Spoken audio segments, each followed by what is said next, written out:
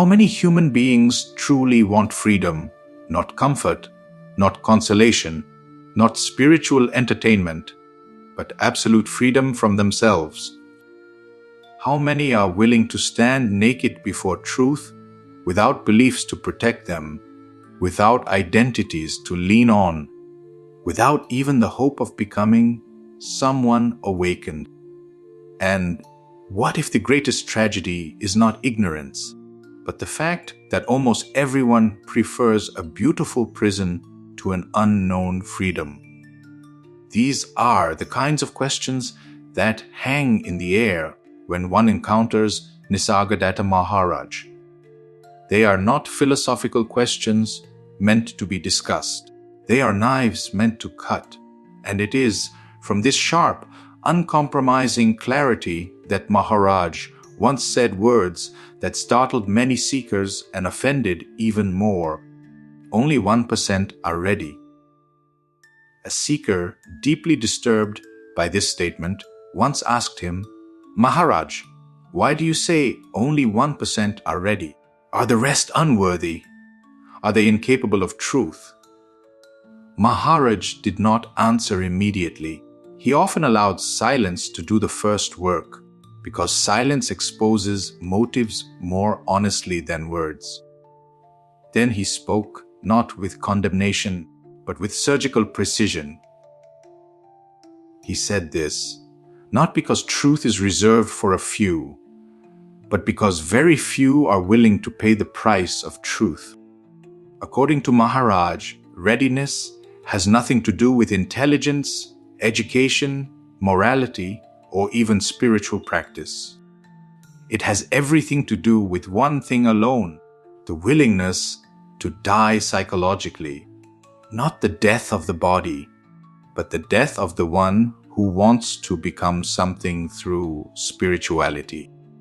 Maharaj repeatedly pointed out that most people do not come to truth to lose themselves. They come to improve themselves. They want peace, bliss, powers, security, enlightenment certificates. They want awakening as an addition to their personality. And this, Maharaj said, is precisely why they are not ready. Truth does not decorate the person. It destroys the person. When Maharaj said only 1% are ready, he was pointing to a brutal fact. Almost everyone wants liberation, but nobody wants the dissolution that liberation demands. The mind secretly hopes to survive the fire. It wants to remain as the witness, the knower, the enlightened one. Maharaj saw through this trick instantly. The seeker pressed further. "But Maharaj, people meditate, renounce the world, study scriptures, serve humanity. Are they not sincere?" Maharaj nodded, but his nod was not approval. It was understanding. He explained that sincerity is not enough if it is directed toward the wrong goal. One can be sincerely attached to bondage. One can be sincerely committed to illusion. Most spiritual effort, Maharaj said, is not an escape from the ego, but a refinement of it. This is why he shocked seekers by saying things like, "Your spirituality is part of your dream," or "Your effort is the obstacle." He was not discouraging inquiry. He was attacking the seeker's deepest attachment, the attachment to being a seeker. According to Maharaj, the 99% are not rejected by truth. They reject truth every moment by choosing continuity over annihilation. They want gradual progress because gradual progress allows the ego to adapt. Sudden truth leaves no time to prepare, no time to negotiate, no time to carry anything along.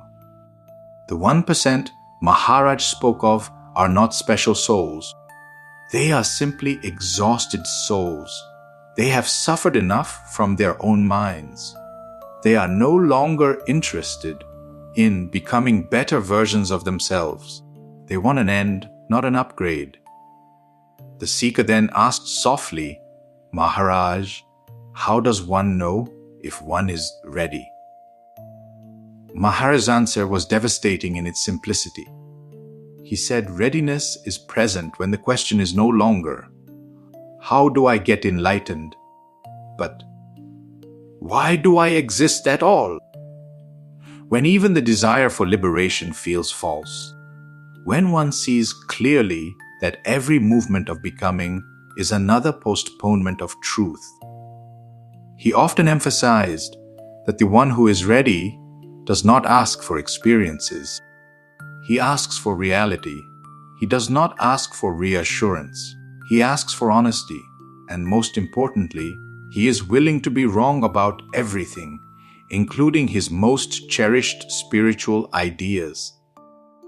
This is why Maharaj insisted on staying with the simple sense of "I am," not as a technique, but as a funeral pyre for the ego. He knew that if one stayed there without escaping into interpretations, philosophies, or visions, the false would collapse on its own. But very few are willing to stay without escaping. The mind wants movement. Silence feels like death.